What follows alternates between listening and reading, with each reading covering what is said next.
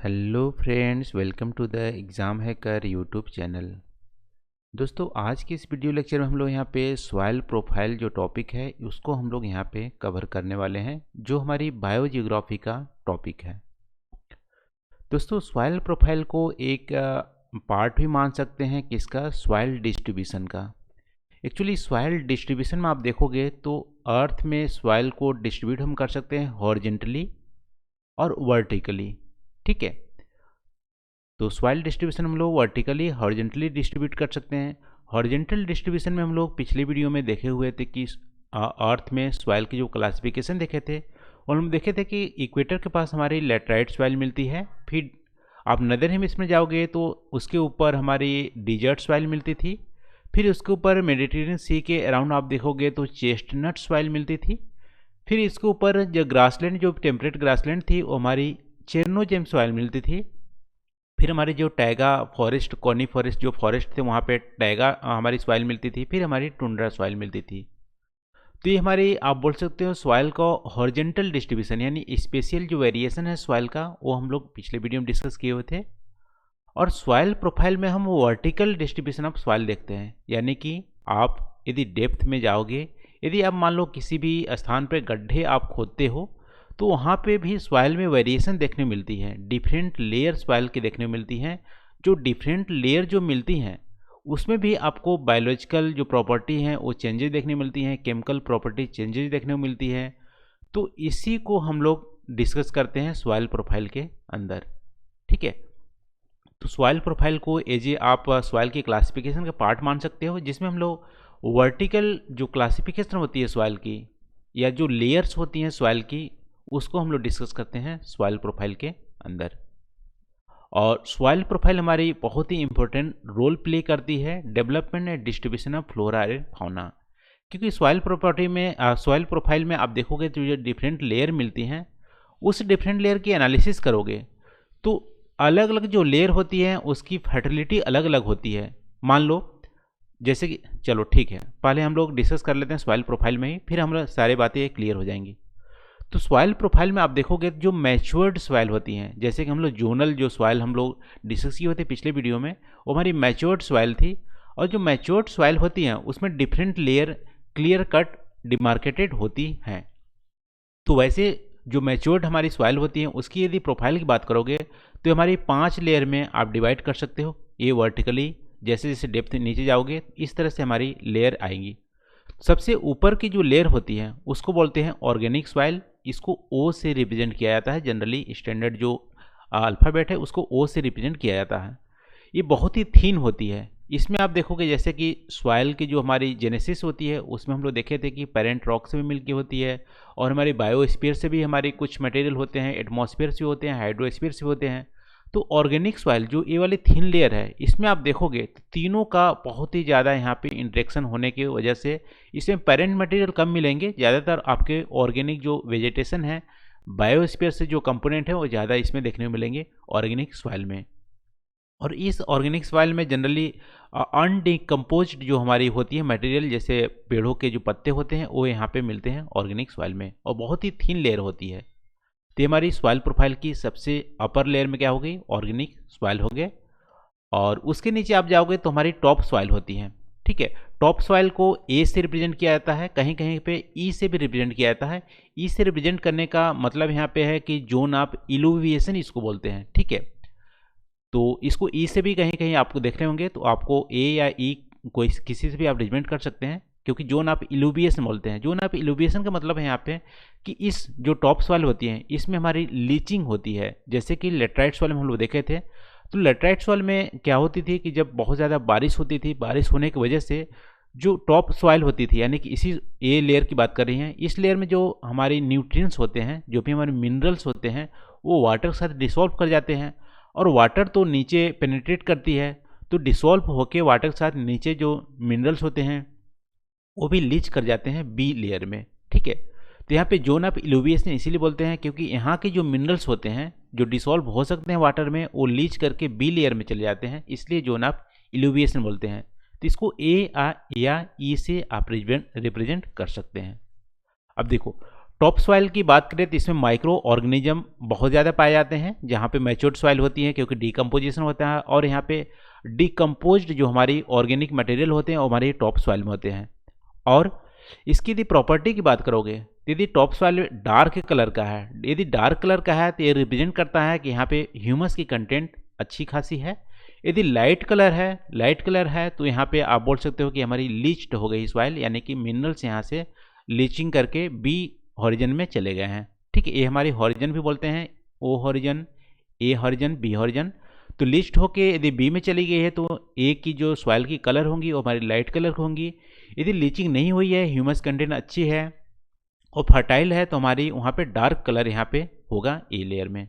ठीक है, तो यदि मान लो ए लेयर में लीचिंग नहीं हुई है, ऑर्गेनिक मटेरियल अच्छे खासे हैं और यहाँ पे न्यूट्रिएंट्स अच्छे हैं, तो हमारी क्रॉप के लिए बहुत ही ज़्यादा सुटेबल होती है। ग्रासलैंड भी यहाँ पे पाए जाते हैं। तो आप देखोगे टेम्परेट या जो हमारी ग्रासलैंड है, जो हमारी ट्रॉपिकल ग्रासलैंड है, उसमें भी आप देखोगे तो वहाँ पे ए लेयर बहुत ही फर्टाइल होती है, बी लेयर उतनी फर्टाइल नहीं होती है, इसलिए ट्रीज़ वहाँ पे बड़े बड़े जो ट्री होते हैं वो सूटेबल नहीं होती है। ग्रासेस जो होती हैं उसके लिए सूटेबल होते हैं। ठीक है, तो ए की फर्टिलिटी हमारी बहुत ज़्यादा क्रॉप्स के लिए यहाँ पे मायने रखती है। तो ये हमारा हो गया दोस्तों, ए को बोलते हैं जोन ऑफ इल्यूविएशन या टॉप सॉइल।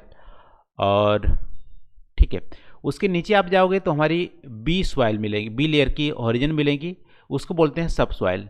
ठीक है, अच्छा एक और बात, जो इरोजन होती है, इरोजन में आप देखोगे तो हमारी ओ की लेयर और ए की लेयर दोनों हमारी यहाँ पे इरोड होके दूसरी जगह बह जाती है, तब हम बोलते हैं उसको इरोजन।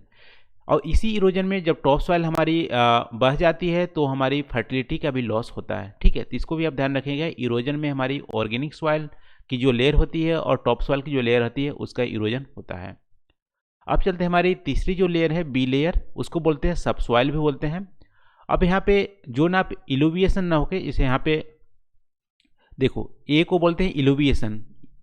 ठीक है, इल्यूविएशन का स्पेलिंग है ELUVIATION। ठीक है, और यहाँ पे बी को बोलते हैं इल्यूविएशन, इसमें है ILLUVIATION। ठीक है, तो हमारे यहाँ पे आई से स्टार्ट होती है, इसको बोलते हैं। बी को कहीं कहीं पे आई से रिप्रेजेंट किया जाता है, तो इल्यूविएशन यहाँ पे होती है।